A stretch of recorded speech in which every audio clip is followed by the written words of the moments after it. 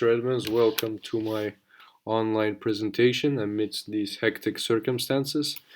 My developing African country is Ethiopia, and I've chosen it to give a brief economic summary, as well as the impacts of the coronavirus global pandemic on Ethiopian economy, as well as its economic growth and sustainability, and also evaluate the government's responses amongst various other factors.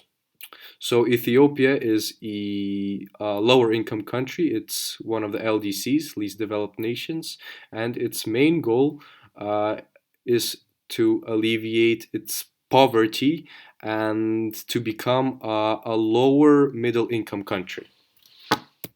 Okay, so a brief preface. It's important to understand the geography of Ethiopia. So it's a landlocked country, and that means that it has to have permissions from other countries to access their ports for trading. So it uses ports in Djibouti, where Miss Kilby is, I think, and also the recent peace deal with Ethiopia's neighbor after years of armed conflict, Eritrea. The peace deal achieved in 2018 now allows Ethiopia to use Eritrea's port of Asmara. And this peace deal is a remarkable key mark event in Ethiopia's history, especially for Prime Minister Abiy of Ethiopia, who actually received an award in 2019, the Nobel Peace Prize, because he has managed to do so without any foreign intervention. To broker this deal with Eritrea, and this has been a good, healthy sign of probably a foreshadowing for future economic growth of Ethiopia. And it, of course, encouraged its international partners. So, Ethiopia is the 27th largest country in the world by land, and it has very fertile soils and arable farmland, which explains why it's mostly an agrarian society. And some of the exported goods are and produced on in Ethiopia are is cereal, oilseeds, coffee. Coffee is the biggest one, tobacco, sugarcane, and etc. So Ethiopia also enjoys a diverse topography, and it has a temperate climate due to its high elevation. Here is an image of the various land features and the diverse topography.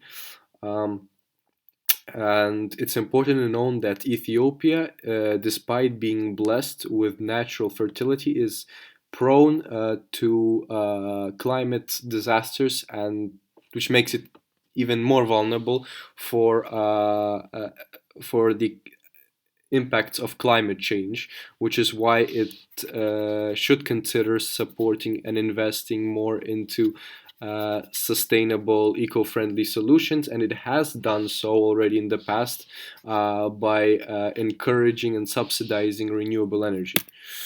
Uh, okay, so demographics. There are 109 million people in Ethiopia. I could have never imagined it before researching, and it is the second most populous African nation after Nigeria.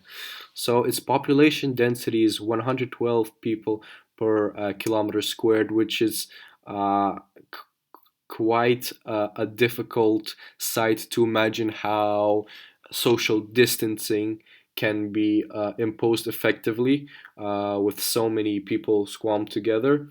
Um, and Ethiopia also enjoys a large domestic market. There are so many 109 million potential consumers, which makes it uh, a very favorable location to invest in.